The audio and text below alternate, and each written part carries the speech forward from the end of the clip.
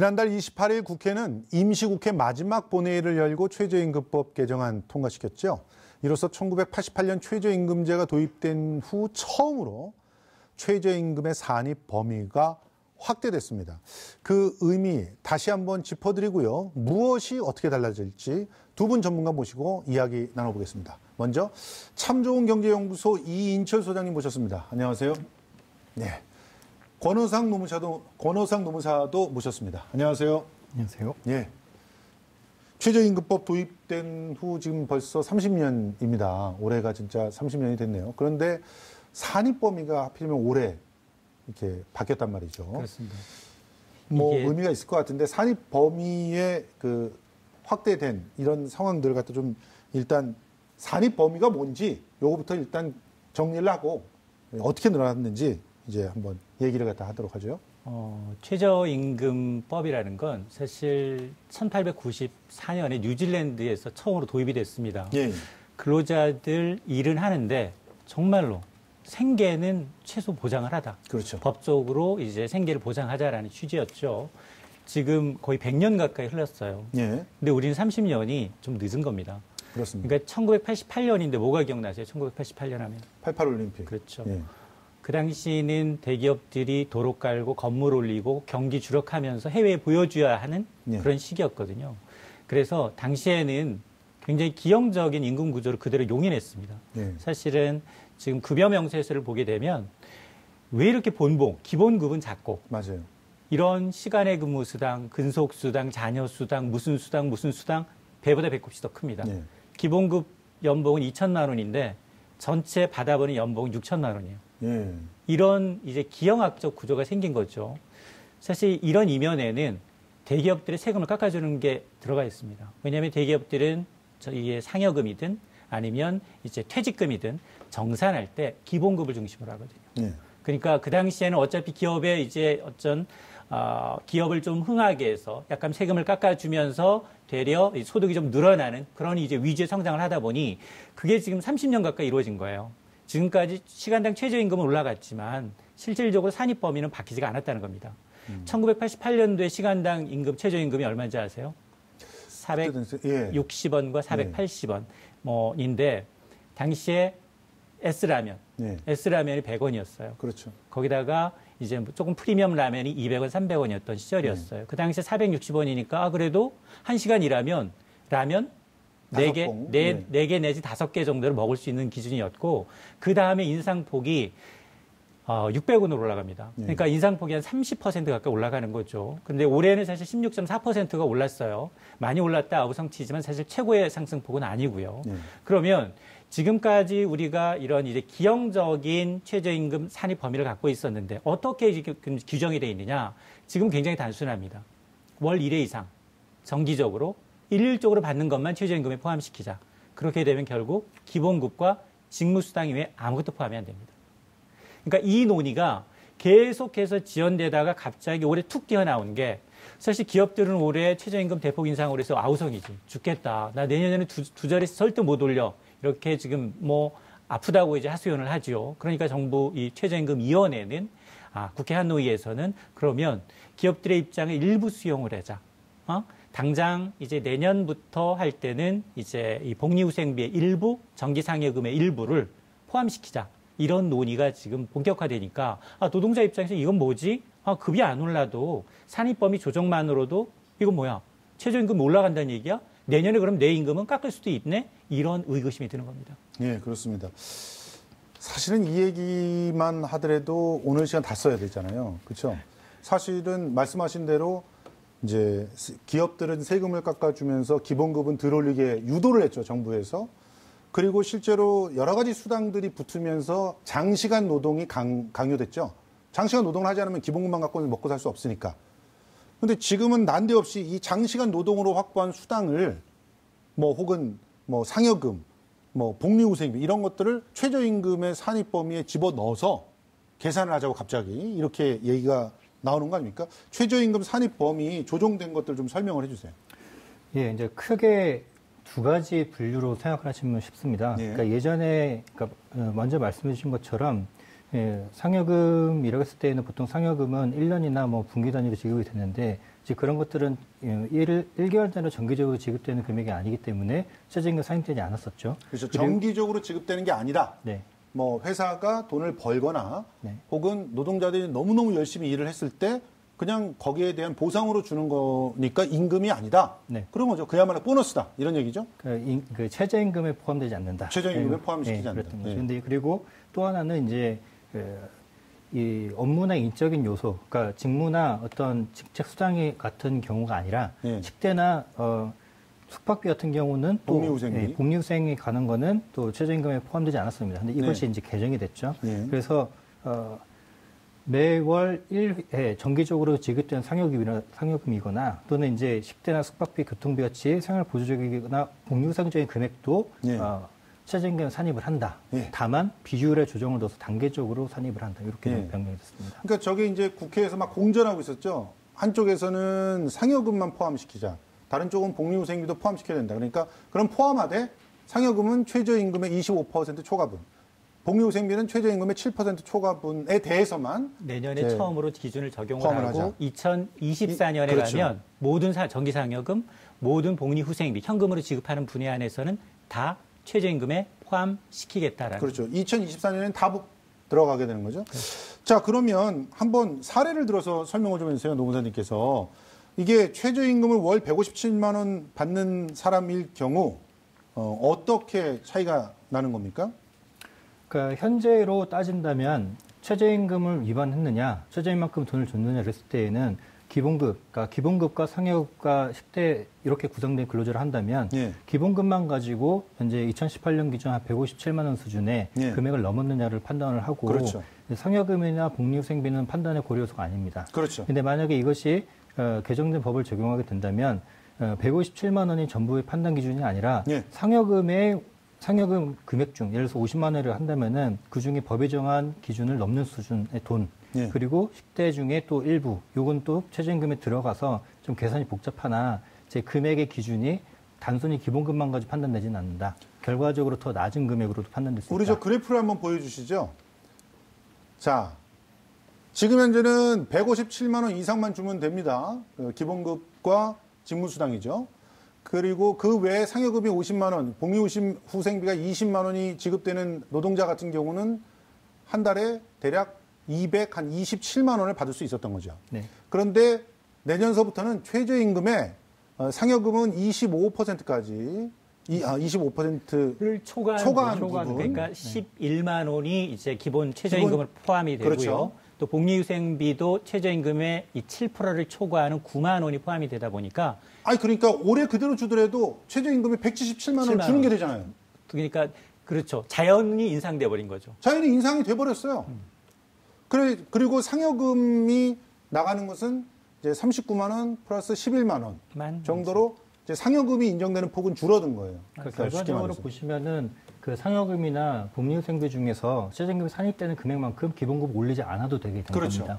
예, 이게 문제라는 거예요. 그래서 이것 때문에 뭐 21만여 명이 손해를 본다. 결과적으로 뭐 거기에는 임금이 깎이는 것은 아니되 손해를 본다. 상대적인 손해는 더 크다. 뭐 이런 얘기들이 나오고 있는 건데, 자, 일단 정기상여금과 복리후생비를 포함시킨 이유가 뭡니까? 이번 논란의 최대 쟁점이에요.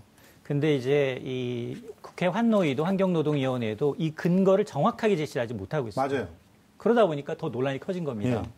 사실은 이 최저임금 산입 범위를 결정한 이제 국회 환경노동위원회의 경우에는 그래 정기상여금을 최저임금의 25% 초과한 분만 포함시키게 되면 그 기준이 뭐냐라고 물어보니까 연소득 2,400만 원 이하 노동자들은 최저임금 혜택을 그대로 누릴 수 있도록 하자라는 그 기준을 가져다 가보니까 역사 내보니 그 25%가 나왔다. 그러니까 2,400 이상을 받는 사람들은 최저임금법의 보호 대상이 아니다. 그렇다는 얘기죠. 이제 역으로 해석하면.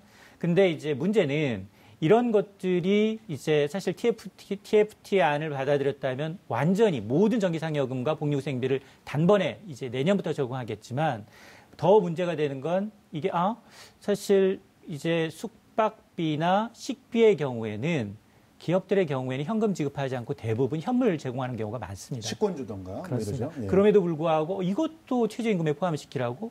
이거는 복리후생적 개인적인 노동자의 어떤 기본권에 관한 문제인데 이걸 왜 최저임금에 또 포함을 시켜야 되냐 이런 논란까지 있는 겁니다. 일부 기업들은요. 식권 주던 거를 돈으로 현금으로 지급할 수도 있어요. 맞습니다. 앞으로. 여기에다 이 사실은 지금 정기상여금도 대기업의 경우에는 뭐 400%, 예. 600%, 1000%까지 받는 데는 있습니다. 예. 근데 1200%가 없어요. 매달 받지를 않아요. 그렇죠. 그럼에도 불구하고 또 법으로 규정을 해줍니다. 아, 지금 받고 있는 걸 그냥 일할해서 12로 나눠. 예. 12로 나눠서 제공하게 되면 그때부터는 최저임금에 포함이 되니. 포함시켜줄게. 예. 그러니까 그 규정까지 할 수 있도록 환노위가 길을 터준 거죠. 그런데 그거를 노동자의 허락을 받지 않아도 노동자한테 고지만 하면 되게끔 되어 있는 거죠? 두 가지 조건이 있어요. 예. 하나는 취업규칙을 바뀌는 거는 예. 취업규칙은 회사 마음대로 가능해요. 예. 그런데 단체 협약이 돼 있는 대기업들의 경우에는 노조와의 단체 협약이 우선합니다. 그럼 노조가 없는 회사들 같은 경우 노조가 없는 회사는 회사 의미대로 가능합니다.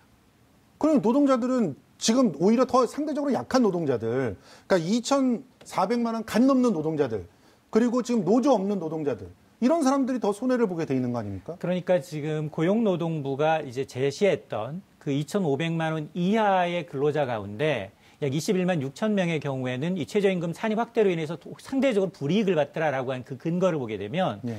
이게 학교, 비정규직 노동자들이에요. 예. 기본급이 굉장히 낮거든요. 맞습니다. 시간의 수당이며 기타 수당을 챙겨야지 이제 가까스로 맞추는데 예. 이분들이 대부분 해당된다는 겁니다. 예. 그리고 또 하나, 이 최저임금이 그 21만 6천 원에는 가장 적게 임금을 받는 노동 1분위도 들어가 있지만 거기도 4만 7천여 명이 들어가지만 2분위, 3분위도 8만여 명 넘게 들어간다는 거예요. 맞아요. 그러니까 이러다 보니까 정부는 환노위와 정부의 입장은 이번 최저임금 산입 범위 확대로 인해서 연봉 2천만 원 이하, 2,500만 원 이하의 경우에는 별다른 영향을 받지 않는다. 예. 내년에 최저임금이 2자릿수 인상된다 하더라도 충분히 이득을 챙길 수 있다라고 했는데 그 논리가 180도 달라지는 겁니다. 맞습니다.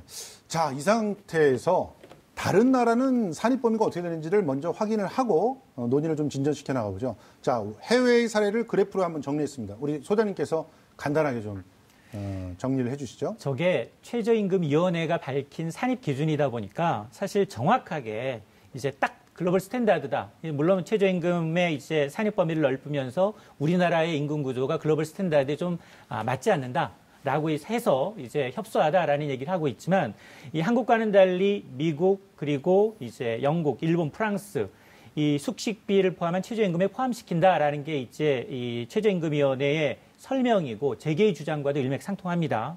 하지만 표시에서 보시는 것처럼 국가별 상황에 따라서 제각각인 것들이 너무 많습니다. 그렇습니다. 그러니까 심지어는 주마다 다르게 적용하는 맞습니다. 나라들도 미국은 있죠. 상여금은 제외가 되지만 기본급 외에 최저임금에 포함되지 않은 항목은 주마다 50개 주마다 법으로 다르다는 겁니다. 예, 그렇습니다. 그리고 영국도 마찬가지예요. 식비는 포함되지 않지만 숙박비 일부는 또 포함시키는 경우가 있고요. 또 자료에는 나타나 있지 않은데 독일, 호주 같은 나라에서는 숙박비를 아예 포함을 시키지 않습니다. 않는다는 거예요. 그러니까 한마디로 나라의 어떤 제도와 관행이 다르기 때문에 그렇죠. 국가 간 산입 범위를 그대로 우리나라에 적용한다. 그래서 우리나라가 글로벌 스탠다드에 맞지 않다. 이거는 적절치 않다라는 겁니다. 맞습니다. 그러니까 다른 나라의 상황을 보여드린 것은 지금 최저임금이 우리나라가 상대적으로 높다라는 주장을 하시는 분들의 의견을 소개해드린 것이고요. 그런 것들이 지금 현재 전문가들의 얘기는 나라마다 다르기 때문에 저렇게 다를 수 있는 것이다. 그러니까 누가 뭐가 산입이 돼가지고 거기랑 비교하면 높다 이런 식의 얘기할 수 있는 건 아니다 이런 얘기를 해주셨는데 그 이유가 우리나라 임금체가 굉장히 독특하거든요. 꼼꼼히 좀 짚어주시죠. 우리나라 월급 명세서 왜 이렇게 복잡한 겁니까? 특히 공무원들이라든가 아주 어마어마하게 복잡하죠. 일단 기본적으로 이제 저희 노동법이 가지고 있는 임금 체계라는 게 좀 다층적이고 모호한 면이 있습니다. 그러니까 예를 들어서 최저임금이라는 게 있고 통상임금이라는 게 있고 평균임금이라는 게 있습니다. 이건 이제 법에서 정의하는 것들이고 그 이외에 이제 현실에서 활용되는 적용되고 있는 그 금액들에는 이제 뭐 단체합의나 취약규칙이나 근로계획이 형성되는 약정 임금들이 다양하게 있습니다.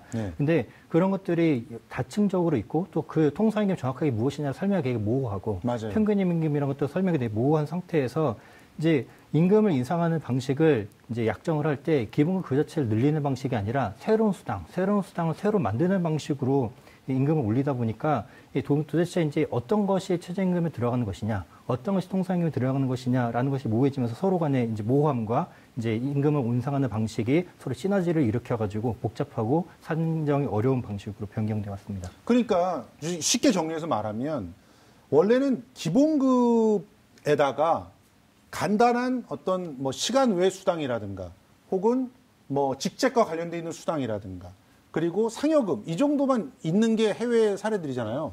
대부분 그러니까 그렇게 미국의 경우에는 연봉제거든요. 그렇죠. 우리나라처럼 호봉제가 아니에요. 예. 우리나라도 많이 바뀌고는 있습니다. 예. 근데 연봉제라는 건 올해 연봉 계약 연봉이 연간 4만 달러입니다. 예. 그걸 12분등분해서 받으면 돼요. 그렇죠. 그리고 인센티브 상여금이라는 건 올해 회사의 정기 상여금, 당신의 기여도 회사의 성장률을 감안해서 당신의 상여금은 A, B, C, D 중에 B입니다. 예. 그러면 딱 끝나는 거예요. 그렇죠. 그리고 난 다음에 나머지는 시간의 근무 수당 이런 거는 자기 나름대로 근무한 것만큼 챙기면 되는 거거든요. 그렇죠. 그럼에도 불구하고 우리는 그게 아니라 예. 기본급 앞서 얘기했던 것처럼 기본급은 최저임금 대상인데 예. 상여금이나 정기 이제 복리후생비로 인해서 그걸 또 뛰어넘는 이 비합리적인 이제 배보다 배꼽이 더 커져버린 예. 이런 구조를 38년 만에 왜 하필이면 지금 이 시간에 지금 이 타이밍에 이 타이밍에 하냐 이거. 왜 임금 체계를 단순화해야 된다 그러면서 하필이면 국회에서 그것도 자기가 노동자들도 아니면서 자기네들은 또 다 수당 받으면서 그렇잖아요. 혹시 예. 누가 최저임금 대상이에요? 왜 이렇게 화를 내세요, 진행자가? 화를 내는 게 아니라 아무리 봐도 지금 저 노동자들의 입장에서 얘기를 전개를 할 수밖에 없는 상황이에요, 지금. 아니, 그러니까 이 임금 체계를 이렇게 복잡하게 만든 이유를 뭐라고 생각하세요, 노무사님? 그래서 맨날 통상임금 갖고 소송을 해야 되잖아요. 회사마다 통상임금 어디까지 포함시키는지 소송해야 하는 거 아니에요. 왜 그렇다고 보십니까? 그러니까 기본적으로는 사실 여기는 딜레마가 있다고 생각합니다. 그러니까 이 근로자들의 생활을 보장하는 방식에 그러니까 최저임금 자체도 존재하면 안 된다라는 주장도 사실 존재합니다. 맞아요. 그런데 예. 그거로서 없애면은 그러면 근로자들의 최저 생활 수단에 되는 임금의 수준이 무한대로 내려갈 수 있느냐 이런 그렇죠. 또 문제도 있습니다. 그러니까 네. 적정하게 근로자들의 생활 수준을 보호해주는 장치도 마련해야 되는데 그러면은 또 임금을 너무나 탄력적으로 하면은 이제 누구는 너무 많고 예를 들어서 일본 같은 경우에는 직종의 구분을 세 가지로 둬서 임금책을 다르게 가정합니다. 근데 과연 그것이 좋냐라는 생각도 듭니다. 어떤 직종은 더 좋은 임금을 받고 어떤 직종은 더 나쁜 임금을 받고 이것이 옳다고 생각하지는 않습니다. 그런 고민에서 이제 최저 수준도 정해야 되는 거고 임금 계산 방식도 정해되다 보니까 이 다층적인 임금 계산 방식이 될 수밖에 없는 복잡하게 될 수밖에 없는 문제가 있다고 생각합니다.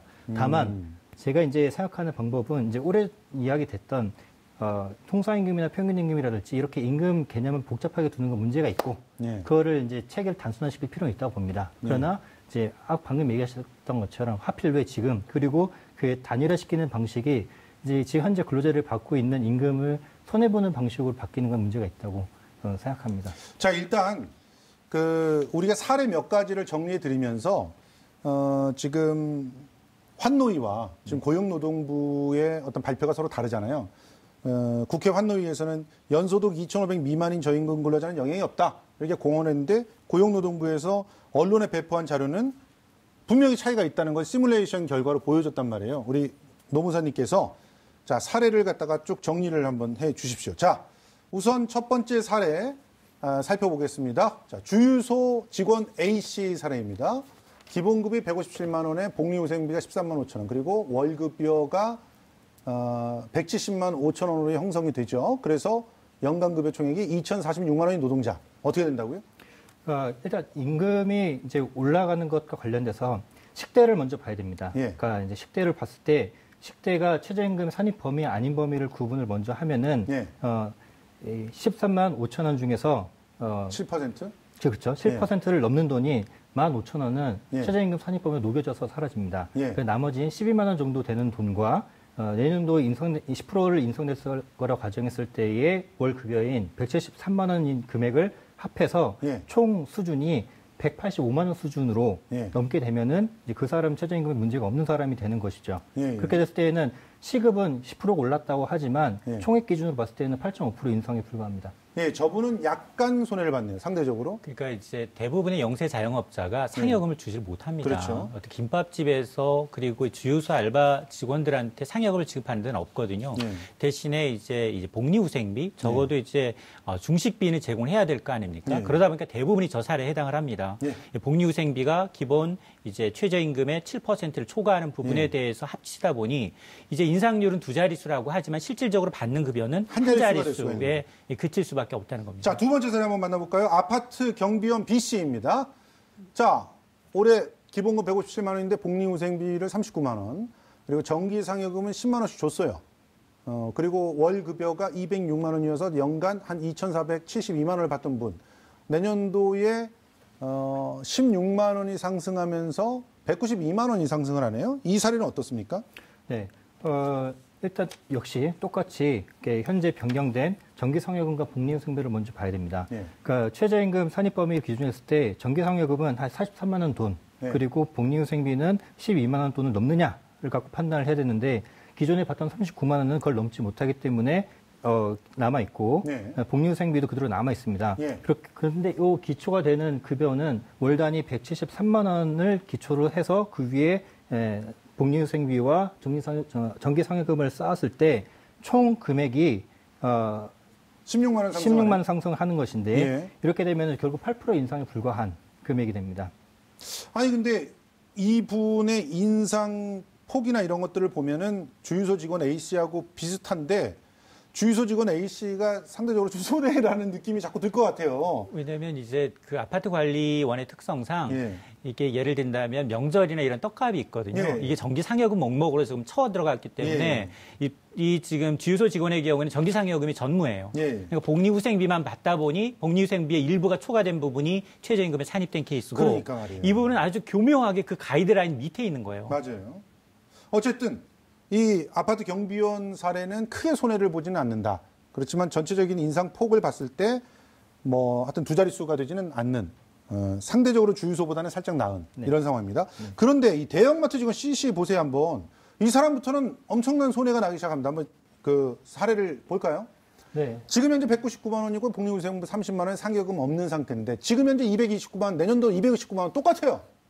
이런 일이 왜 벌어지는 겁니까? 네, 일단 복리후생비부터 다시 살펴보겠습니다. 복리후생비를 봤을 때 최저임금 산입 범위를 넘는 것과 안 넘는 것을 구분을 하고 그것을 이제 월 최저임금 금액 173만 원과 비교를 했을 때 월 단위 185만 원 수준만 넘으면 되는 겁니다. 그랬을 때 이분이 기존에 받던 돈은 229만 원이었기 때문에 변동하지 않아도 최저임금 위반하지 않는 결과가 됩니다. 그래서 0% 인상입니다. 최저임금 대상이 아니라는 거예요. 그러니까 이분은 최저임금 대상이 아니라는 거예요. 2,748만 원을 받으니까. 네. 그러니까 회사에서 일률적으로 이제 사원들 대상으로 올려주면 같이 올라가는 거고 올려주지 않으면 그대로 동결될 수도 있는 거죠. 내년도 뭐 2024년까지 동결될 수가 있는 사람입니다. 자, 네 번째 사례 한번 볼까요? 건설업체 직원 D씨입니다. 아, 이분 명세서 굉장히 복잡합니다. 기본급 162만 원에 복리후생비 30만 원에 정기상여금 46만 원, 월급여는 238만 원을 받고 있었는데 이분도 역시 인상이 없네요. 그렇죠? 네, 그렇습니다. 자, 한번 살펴보면 똑같습니다. 정기상여금과 복리후생비를 먼저 봐야 됩니다. 정기상여금에서 최저임금에 산입되지 않는 돈 43만 원 돈과 복리후생비 12만 원 돈을 173만 원에 합한 금액, 그래서 월 단위로 228만 원 정도만 넘으면 이 사람은 최저임금에 문제가 없는 사람이 되는데 기존에 받던 급여가 238만 원 수준이었기 때문에 연 단위로 환산한다더라도 인상률이 전혀 없어도 동일하게 돼도 문제가 없는 사람이 됩니다.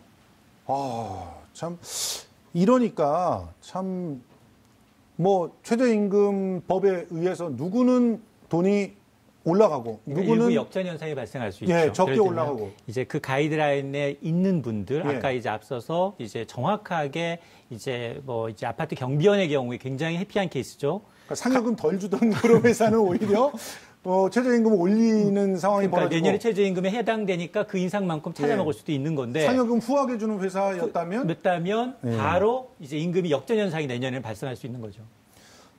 여기다가 이제 지금 문제가 되는 게 상여금을 1년에 한 번이나 1년에 두 번 지급하던 회사에서 그거를 쭉 동일한 금액인데 매달로 쫙 펼쳐버리면 최저임금을 안 올려줘도 되는 상황이 벌어질 수가 있다는 얘기잖아요. 맞습니다. 자, 그 사례를 갖다 한번 그래프로 한번 보실까요? 자, 설명 좀 해주시죠. 예, 그러니까 보통 이제 조삼모사라는 속담을 사용하다가 수거를 사용할 때에는 이러나 저러나 똑같다는 표현이 되는데 이 경우에는 오히려 더 나빠집니다. 보시면 돈이 실제로 깎이네요. 네, 그렇습니다. 보시면 어떤 사람이 분기 단위로 150이라는 상여금을 받던 것을 쪼개서 월 단위로 50만 원 받겠다. 결국 똑같습니다. 똑같은데 이게 현상이 어떻게 나느냐? 기존에 분기 단위로 150만 원 지급하는 상여금은 최저임금에 산입되지 않습니다. 그런데 그걸 쪼개서 한 달 단위로 50만 원을 쪼개 놓으면은 최저임금 산입이 됩니다. 일정 금액이. 그랬을 때 이분은 다 합해서 그러니까 기본급이 57만 원 기준했을 때에는 총 금액이 196만 원 수준만 넘으면 되기 때문에 결과적으로 기존에 봤던 207만 원 수준보다 적네요. 연 단위로 하면은 심지어 연 132만 원 정도 감소가 되는 근로자에 해당합니다. 아니 그래서 이것 때문에 취업 규칙을 갖다가 마음대로 바꾸게 할 수 있었던 이 조항이 가장 독소 조항이다 이렇게 얘기를 하는 거 아니에요? 어떻게 생각하십니까? 맞습니다. 사실은 우리가 이제 최저임금이라는 건 정말로 이제 생계가 어려운 분들의 얘기거든요. 그러니까 대기업의 경우에는 단체협약이라고 노조가 결성이 돼 있기 때문에 노조들이 찬성을 하지 않으면 정기상여금을 일률적으로 12로 나눌 수가 없는 구조지만 그러나 지금 주유소에 지금 알바하는데 저 정기상여금은 반대합니다. 그냥 따로 주세요. 이렇게 얘기했다가는 바로 다음날 못 나가잖아요. 그렇죠. 그런 목소리 낼 수 없는 사람들은 이 사장의 임의대로 취업규칙을 변경했을 경우는 바로 직격탄 후 임금 감소로 이어질 수 있다라는 부분은 이게 아마 이제 환노위 차원에서 그리고 이제 정부가 이제 제기한 고용노동부가 제기한 이제 어떤 피해 사각지에 있는 분들에 대해서는 분명히 제고할 소지가 있어 보입니다. 자, 그러면 마지막으로 지금 시간이 별로 없어서 더 얘기를 좀 하고 싶은데도 한 번 더 이런 자리를 마련을 해야 될 것 같습니다. 어쨌든 최저임금 개정안과 관련해가지고 시민들이 반드시 체크해야 될 사항을 우리 노무사님께서 정리를 좀 해주세요. 일단 좀 이번 개정안으로 인한 논란은 제가 생각하기에 임금제도 지나치게 복잡한 데서 발생했다고 생각을 하고 좀 기왕에 바꿀 거라면은 근본적인 임금체계를 바꿨으면 좋겠다는 생각이 열심히 있습니다. 근데 질문 있습니다. 예. 그거를 회사에서 바꿔줄까요? 제도적으로 변경을 해야 되고. 그러니까 법으로 또 바꿔야 되는 거 아니에요? 네, 그렇습니다. 근데 그 법을 바꾸는 과정이 너무나 짧고 행정적인 방식으로 이루어진 부분이 너무나 아쉽습니다. 그러니까 먼저 그 법을 바꾸고 나서 이렇게 최저임금법을 바꾼다고 한다면 이해를 하는데 그런데 먼저 해야 될 건 안 하고 노동자들이 약자들에 대한 법부터 바꾸니까 지금 문제가 터져나오는 거 아닙니까? 동의합니다. 어쨌든. 그래서 이제 시민들 입장에서는 다음 세 가지를 꼭 기억하시기 바랍니다. 첫 번째, 근로계약서, 취업규칙, 단체협약. 두 번째, 급여 명세서. 세 번째, 2019년 1월 1일. 뭐냐면은 일하시면서 작성했던 근로계약서나 그리고 사업장에 비치된 취업규칙, 단체협약에서 본인이 받으시는 임금 항목이 어떻게 그리고 어떻게 지급 방식을 정하고 있는지를 살펴보셔야 됩니다. 그래야지 임금의 종류와 그것이 최저임금에 산입되는지 마는지를 판단할 수 있습니다. 그리고 급여명세서를 꼭 받아보셔야 이것이 정말 맞게 됐는지 검사하실 수 있고 마지막으로 개정된 최저임금이 적용되는 것은 내년 1월부터입니다. 맞습니다. 그래서 올해부터 최저임금이 바뀌는 것이 아닙니다. 혹시 이제 임금이 조금 확인을 하시다가 그리고 이 내용들을 체크를 하시다가 이상하다고 느끼신다면은 이제 서울시 노동권익센터를 찾으시거나 근처에 이제 노동법률 전문가를 찾아서 확인하시길 바랍니다. 알겠습니다. 아직까지도 여러 가지 검토해 봐야 될 것들이 있고 시간이 좀 남아 있습니다. 이 상황에서 이제 양대 노총은 아주 극단적인 투쟁들까지도 지금 생각하고 있는데요. 아무튼 원만하게 합의가 좀 이루어지는 그런 상황들을 좀 기대해 보겠습니다. 지금까지 참 좋은 경제연구소 이인철 소장 그리고 권호상 노무사와 함께 얘기 나눠봤습니다. 두 분 고맙습니다. 고맙습니다.